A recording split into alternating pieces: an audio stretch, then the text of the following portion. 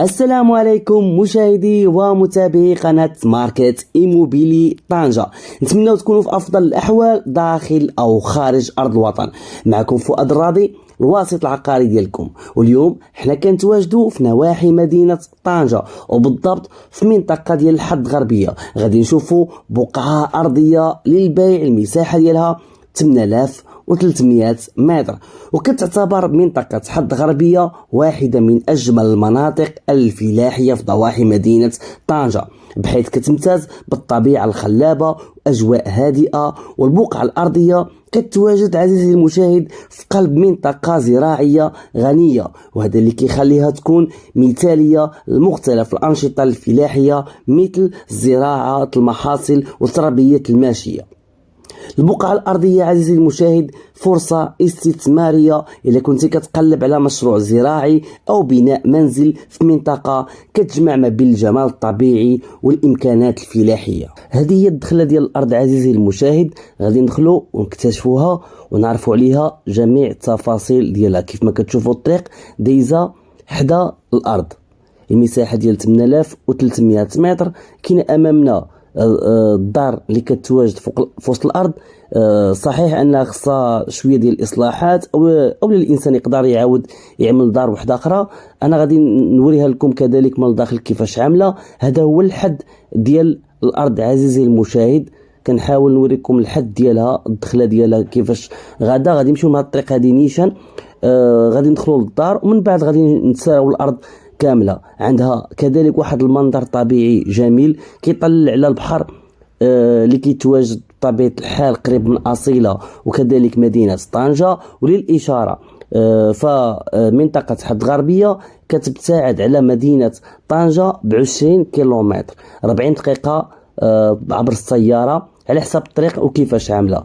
بالنسبه لمدينه أصيلة فحد غربيه كتبتعد عليها بحوالي 40 كيلومتر. هذه هي الدار عزيزي المشاهد كيف ما كتشوفوا. صحيح انها خصها شويه ديال الاصلاحات، لكن كاين حتى مسبح في وسط هذه الدار هذه، غادي نمشي نوريه لكم كذلك. فإلا كنتي عزيزي المشاهد اول مره كتشاهدني فمالك الا ثمن الاشتراك وتفعل الجرس باش تعيش معايا رحله البحث على مختلف العقارات هنا في مدينه طنجة. ولا باس للذكر فبالنسبه المساحه ديال هذه الارض هذه قلنا 8300 متر. الثمن غادي نقولوا لكم في اخر الفيديو. بطبيعه الحال نسراو الارض ونعرفوا عليها مجموعه من التفاصيل، وكذلك تمتعوا العوينات ديالكم بالمناظر الطبيعيه اللي كتواجد في هذه المنطقه هذه. هذا هو المسبح عزيزي المشاهد كيف ما كتشوفوا، يعني راه مازال نقي. اللي بغى يحافظ عليه يخليه، واللي بغى يبدا يعني يعمل الشكل ديالو او يبني دار بالطريقه اللي باغي هو. انا فقط كنوريكم غير ما تبقى من المنزل اللي كان في هذه الارض هذه. وكاين كذلك بير في هذه المنطقه هذه، اي في هذه الارض عفوا كاين البير كذلك غادي نوريه لكم. بقاو معايا. بصراحه واخا ما تكونش غادي تشري، غير من تعويناتك منطقه اللي هي كتمتاز بالهدوء، منطقه خضراء فلاحيه. الله يرزق الجميع. صراحه الانسان اللي بغى يهرب من الضجيج ديال مدينه طنجة او بغى يعمل الدار ديالو هنا، حتى الوسائل النقل موجوده عزيزي المشاهد. كاين الطوبيس اللي كيوصل من منطقه حد غربيه الى مدينه طنجة، كذلك كاين الطاكسي الكبير. الطريق معبده كيف ما شفتوا من قبل. فانا صورت لكم منطقه حد غربيه تبارك الله الطريق ما شاء الله. يعني الناس اللي عندهم طوموبيل وبغاو يهربوا من مدينه طنجة وكيقلبوا على منطقه هادئه، فهاد المنطقه مثاليه انك تبني دويره ديالك تجي للويكاند او لا تدوز العطله ديالك هنا. كيف ما كتشوفوا الدار القديمه كاين الملامح ديال الدار تبارك الله، كانت غزاله دخلت لها انا. كنصور لكم غير من برا. ودابا عزيزي المشاهد ملي شفنا الدار غادي نحاول نساليكم الارض اللي عندها واحد المنطقه، عندها واحد المنظر عفوا بانورامي عزيزي المشاهد. الله يرزق الجميع. للاشاره فهنا الاثمنه جد مناسبه في هذه المنطقه ديال حد غربيه اللي كتواجد في نواحي ديال مدينه طنجة. والمنطقة كتشتهر بالسوق الأسبوعي اللي كيمتاز بتنوع المنتجات، الخضروات والفواكه والزيوت والعسل، وكلها محلية وغالبا ما كتكون الأسعار مناسبة. وكاين كذلك المرافق التعليمية، المدارس الابتدائية الإعدادية والتعليم الأساسي للأطفال، المرافق الصحية موجودة، أيضا المساجد والمقاهي والمطاعم وما إلى ذلك. إذن عزيزي المشاهد، دابا الآن غادي نتوجهوا ونشوفوا الأرض والإطلالة اللي عندها، وكذلك مجموعة من الأشجار اللي موجودة في هذه الأرض هذه، والبير اللي قلت لكم قبيلة كيتواجد كذلك في هذه الأرض. وهذا اللي كيعطيها يعني واحد لافونتاج ديال الإنسان طبيعة الحال، أنه يعمل الزراعة ديالو ضروري غادي يحتاج البير. في هذه الأرض هذه كتواجد عندها البير ديالها. هذا هو الحد اللي على اليمين ديالنا ديال الأرض، الأشجار اللي كاينين في اليمين ديالنا فهو الحد ديال الأرض. كذلك غادي نمشي من الجهة من لهيه ونوريكم الحد ديال الأرض اللي كيتواجد. أنا كنحاول نوريكم الحد ديالها كامل من هنايا. الأشجار اللي كتشوفوا كاملة هما عبارة على حد ديال الأرض، وماشا طويلة نيشان حتى لتحتي.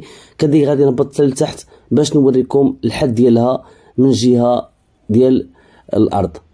كيف ما شفتوا في الجنبات كاين واحد السيد اللي هو جا وشرى قطعة أرضية من عند نفس صاحب هذه الأرض هذه، وبنى فيها ديك البناية اللي غادي تشوفوا على اليسار ديالنا هي هذه عزيزي المشاهد. فهو كيعمل كذلك فلاحة هنايا. والآن غادي نتوجهوا ونشوفوا لتحت ديال الأرض. كاينه الطريق اللي كتحد ما بين الأرض من الجهة التحتانية، كذلك غادي نهبط ونوريها لكم. وهذا بطبيعة الحال عزيزي المشاهد راجع للطلبات ديالكم. بزاف الناس كيطلبوا لي بقع أرضية يعني فاش يعملوا الأنشطة الفلاحية ديالهم أو يسكنوا فيها، بحكم أنها جات في نواحي مدينة طنجة. فإذا بغيتوا تزوروا الأرض مرحبا بكم. بغيتوا نصيفط لكم اللوكاليزاسيون ديالها في كتواجد بالضبط، كذلك تواصلوا معايا على الرقم اللي كيبان لكم في اسفل الفيديو. هذا هو الحد عزيزي المشاهد. هذه الطريقه هذه فهي داخله في الارض، يعني غادي نحاول نتبعها باش نهود لتحت ونصور لكم الحد اللي من التحت واللي جا يعني عنده اطلاله على البحر. هادو هما الاشجار اللي كيتواجدوا في هذه الارض هذه. كاين الزيتون، الكرموس، يعني مجموعه من الاشجار المنتجه. ودابا عزيزي المشاهد من بعد ما شفنا يعني الارض من الفوق، غادي نحاول نمشي مع الطريق هذه ونهبط لتحت ونوريكم الحد اللي جا من التحت ديال الارض. فإلا كنت عزيزي المشاهد يعني مهتم، فانا كنحاول نصور لك يعني نعطيك واحد فكره ديال 80% بالنسبه للارض. كنحاول نعطيك جميع المعلومات اللي نقدر عليها. الا عندك استفسار، اسئله، تواصل معايا على الرقم اللي كيبان لكم في اسفل الفيديو. اذا عزيزي المشاهد من بعد ما هبطت لتحت، اللي لاحظت هو ان هنا كاينه الناس كيعملوا كذلك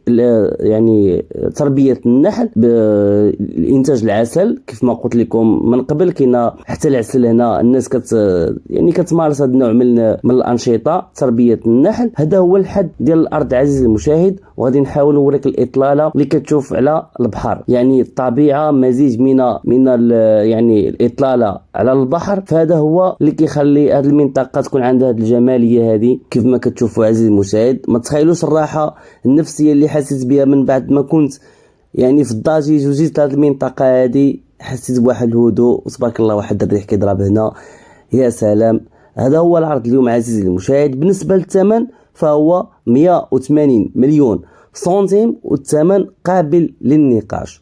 بالنسبه للارض فهي ما محفظاش، لكن صاحب الارض قال لي اللي بغى نحفظها له مرحبا نحفظها له. كيف ما شفتوا هذا هو الحد، يعني الدار اللي في الجنب ديال الارض هي هذيك اللي شفتوا من قبل، وهذه هي الارض اللي المساحه ديالها 8300 متر. هذا هو العرض اليوم، ونتلاقاو فيديو جديد. الى اللقاء.